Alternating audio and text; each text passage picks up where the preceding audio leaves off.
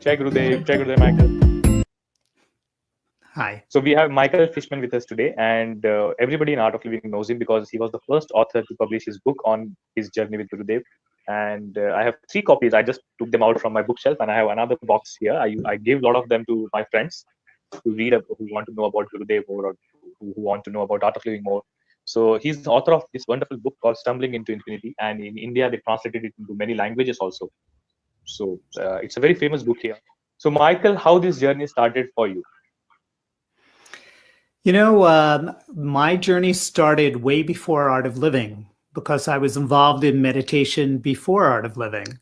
And I was fortunate enough to meet Gurudev when he was with Maharishi Mahesh Yogi. In Transcendental Meditation, they were building a facility, a geodesic dome for people to practice an advanced form of TM.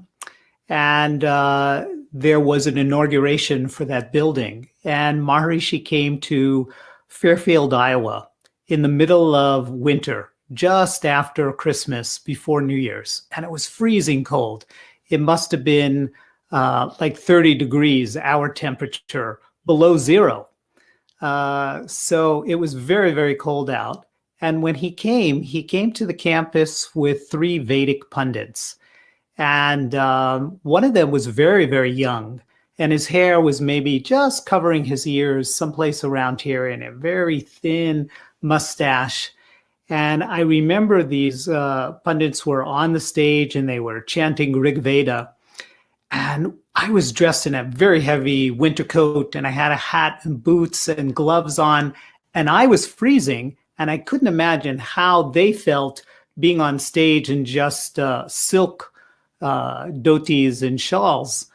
So eventually they put some blankets on 2 of the pundits and they put an electric heater there. But one particular one who was very fair and he had almond-shaped eyes, he didn't even take a shawl and he seemed impervious to the cold. And I just wanted to jump on the stage and put a blanket on him. And I don't know why I had that feeling. And then later that day, I was going to the meditation hall. And as I was walking with my blanket and my pillow and going into the hall, there was a white Cadillac that drove up right in front of the hall. And these 3 pundits were in the back seat. And the one with the really beautiful almond-shaped eyes and the thin mustache, he just caught my eyes. And I just looked into his eyes. And I just had the most cathartic experience, like my heart exploded. And I just wept. And I remember going in and doing my meditation. It was such a deep meditation. And that moment stayed in my heart for many, many years, like a little cameo of love. And it was many, many years later when I actually got to meet Gurudev. When he came to Santa Monica, California, and I eventually learned Sudarshan Kriya. So 1988, you did the Art of Living course. That's so right. This was how many years after you?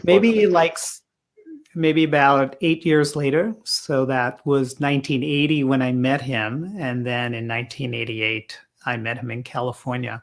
I moved to Los Angeles from living in New York City, and I was in a health food store, and I was shopping, and I collided carts with this woman who started talking to me about Art of Living, and that she had just done this workshop, and that the teacher was Ravi Shankar, Pandit Ravi Shankar. And I didn't connect the name and the face and who he was, and so I went to an intro talk that Guruji was giving at that time. And when I walked in the door and I saw his face, and then it was like that connection. Oh, here is the man who opened my heart up, and I had this experience. So it was many years later that I met him for the first time. And then I went through an intro talk, and I just remember at that time, when Gurudev was speaking, it wasn't like he's speaking now. It was very abstract. And I remember people were so confused during that talk, and people were asking all sorts of questions, and he would give very abstract answers. The name of the talk, the theme was called Guru as Alien. So he was showing the perspective of a guru on the planet, looking as though he's an alien through alien eyes. It was such a weird talk, to be honest with you. And he wouldn't really answer anybody's question. But then when I asked a question, he immediately answered my question in depth.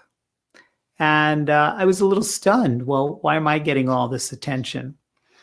And then, but I wasn't like totally convinced to go and do the program.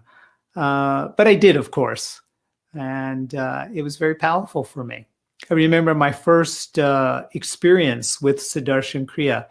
It was 2.5 hours. That's how long the Kriya was. And it was a Guru Purnima, was my very first course. And it was in a very tiny little room because we didn't have our own ashram or center. So we rented a room. It was so hot in that room. And I remember just breathing and breathing and breathing. And who else would lead it except Gurudev? There was nobody else. There was no other teacher. And I remember taking my shirt off because I was so hot. And I had a mala. And I took the mala off and I just put it on the floor, and I was drenched in sweat, and I kept breathing. And somebody kept walking by several times and kept saying, continue, continue, continue.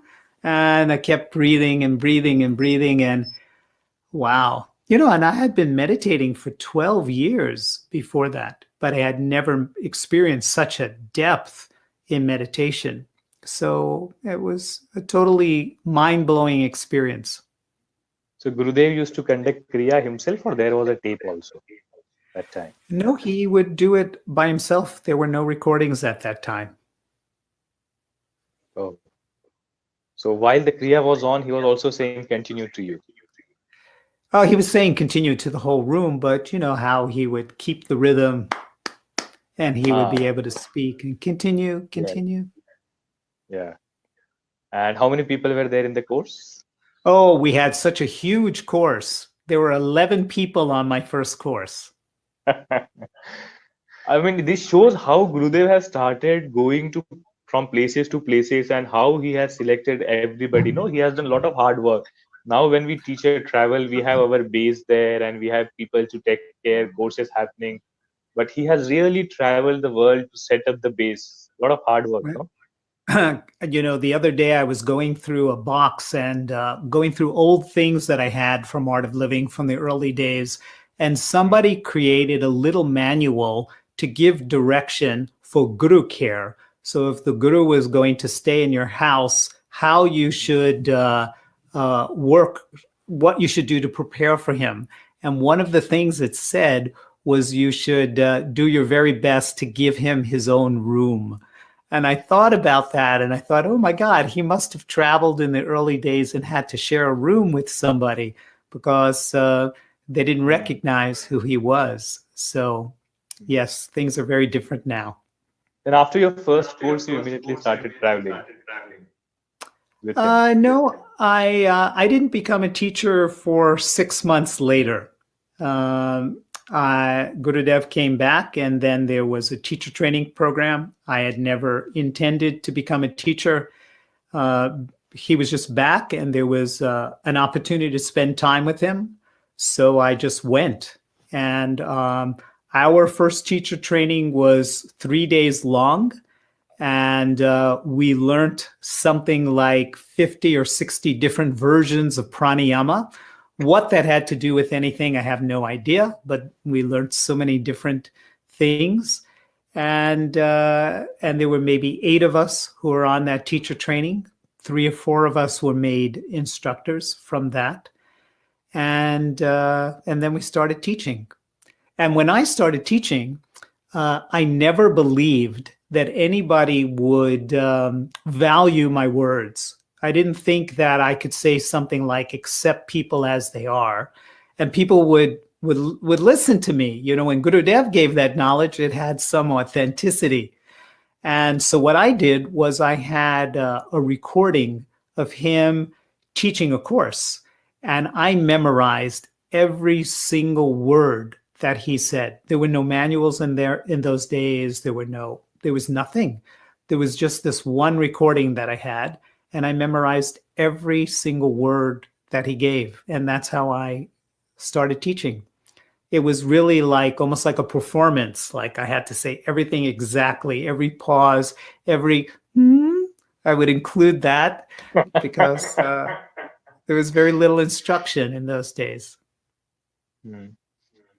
So there is this beautiful story when you were organizing an event for Gurudev and he didn't come.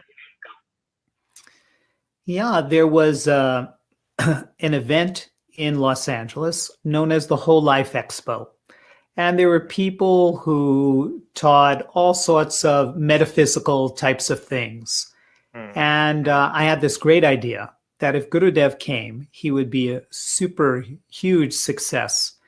And I went to the organizers and I presented Gurudev the concept of him going and speaking, and nobody knew who Sri Sri Ravi Shankar. This is before the Sri Sri. He was just Pandit Ravi Shankar in those days.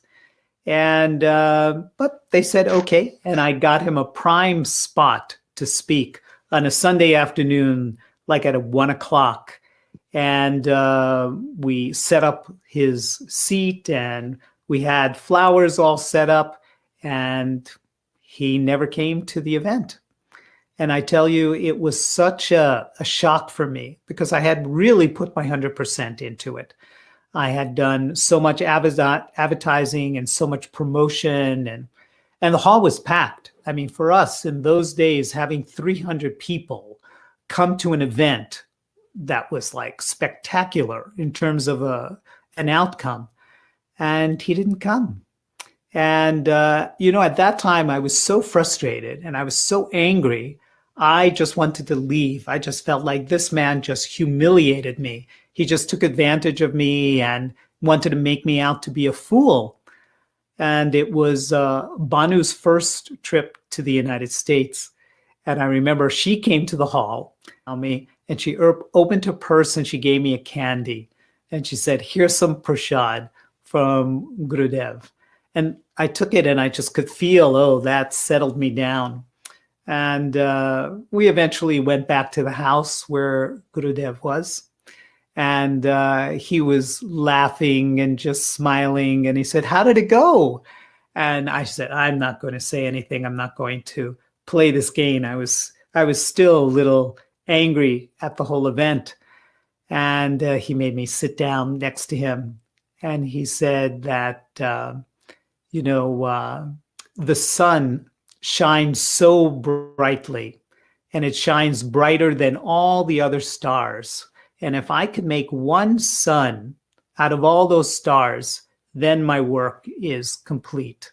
And he said, you need to learn the lesson of not being the doer. And there was so much doership in me. I mean, I was a marketing executive. I used to work for one of the largest advertising agencies in New York City. And I knew everything. And I think if he didn't cut my ego at that point in time, the arrogance would have just been uncontainable. So it was a challenge for me, but I think it yielded some really nice results. So after meeting Gurudev, it was all okay? Oh, yeah. I actually just cried. I saw what he was doing. It was so obvious that he really needed to mold me.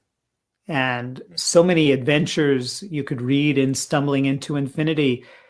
They were very challenging and difficult times. I would say in the beginning, the relationship was all drama for me. Now there's very little drama. If you tell me a recent story about what happened with Gurudev, there's very little stories because it's so even and smooth now. But in the beginning, there were so many ups and downs and challenging times.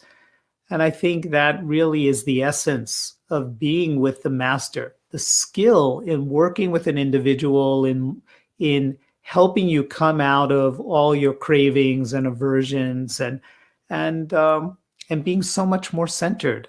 I think it's been an extraordinary journey. 1988 and 2020. What Yeah. changed in Michael?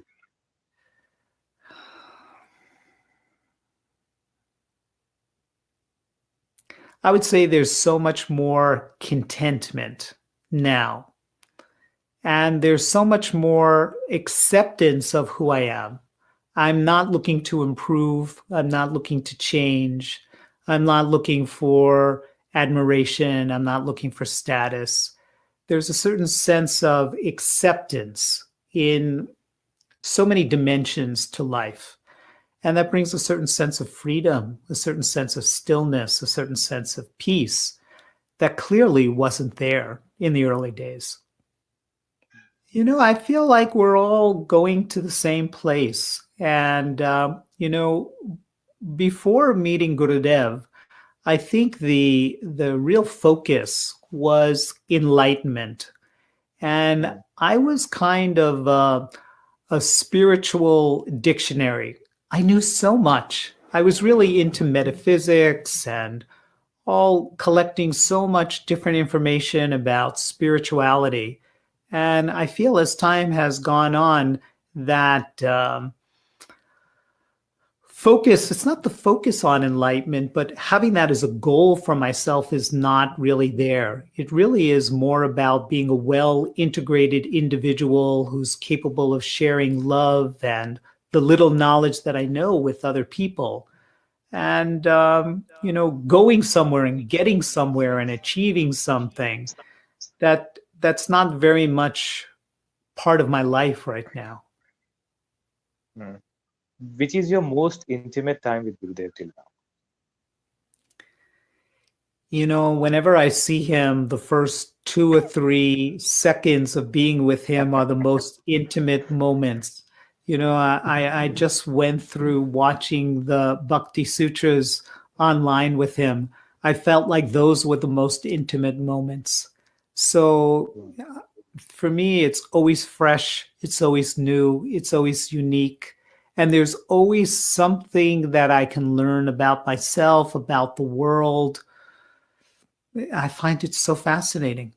One time I was at the German ashram, and for some reason, Gurudev had me teaching the silence course. He would come once or twice a day, but I was the person who would play the hollow and empties, etc.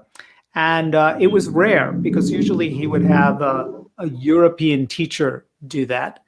And if you've ever been to the German ashram, I don't know how it is now, but in the old days, there was one key that you could open the door from the inside to let Gurudev in and the outside. And and he had a key that he locked the door, but that door also opened the door. So just before we all went for satsang, I remember taking that key, thinking, oh, I could leave satsang and I could get up early and I could open the door and I could wait inside. And when he knocks, I'll be inside and I can spend as much time with him as possible that night. So he comes up and he knocks on the door and I open the door and he looks at me and he goes, "What are you doing inside here? The whole course is waiting for you. I just told them that you're going to go and do another session with them. Why are you waiting up here in my room? Go quickly." And I had to run to the hall. And there were some other senior teachers there. If you remember, if you know Christoph Glaser, he was there, and Lars were there. And they were laughing at me and they were saying, "Oh my gosh, when we're 50 years old," I guess I was 50 at that time, "when we're 50 years old, will we be that enthusiastic to get in the door to spend more time with Gurudev?"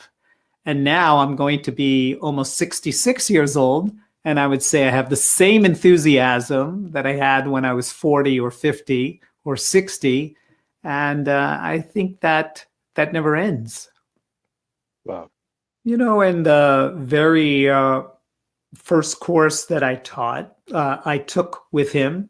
The course was over, and he stayed in Los Angeles another day or two, and we drove him around. And one day we drove to the beach, and when we were on the beach, I remember Gurudev talking and saying how we had all been together with him in a previous lifetime, and that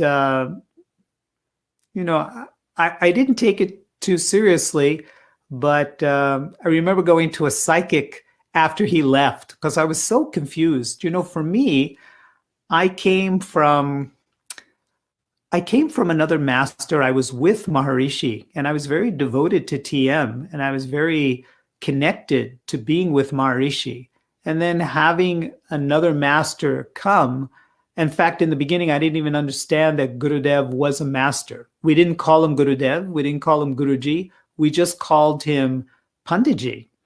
And the only reason I was attracted to taking the program was, one, I had met him before, and it was all in the same lineage. But, I had never imagined that I would have a personal guru. I never imagined that I would interact with somebody in the way I have interacted with Gurudev. And so it was all something that was very unique and very foreign to me. In fact, after I did my very first silence course with him, I learned Sudarshan Kriya, and the very next week I went to do a 10-day silence course. And when I came back from that 10-day silence course, I was just like so spaced out. I couldn't feel my body. In fact, I felt like I was functioning from my waist up to to the clouds. And I remember calling him because I knew the phone number where he was. And I called several times and I couldn't reach him on the phone. And in those days, back in the 80s, at least in the United States, we had answering machines we didn't have voicemail, but we had answering machines. And there were cassette tapes that would record the message, and you would put a very nice outgoing message. And many people would have music on their message. If you liked rock and roll or something else, you would put that style of music, classical music. And I had a very silly message. I had a message with sitar music in the background, and I was pretending that I was an enlightened person. And I had a quote from the ninth mandala of Rig Veda on my answering machine that said something like, I'm in the seventh heaven, in the seventh sphere, in the seventh dimension where wishes and desires can be found. I'll be back soon, leave a message, and I'll call you. And I did it with a quasi-Indian accent. And so the fourth or fifth time when I called to speak to Gurudev in this house, he answered the phone and he said, "Oh, I got your message machine, but I didn't want to leave a message." And I was so embarrassed because who would think somebody like that would ever call and hear that kind of message? So I remember immediately after that, I changed that message on my machine. But that conversation that we had on the phone, that was a phone conversation that lasted for an hour and a half. And I don't think I've ever had a phone conversation with Gurudev for an hour and a half. If I get 5 minutes, I'm really lucky.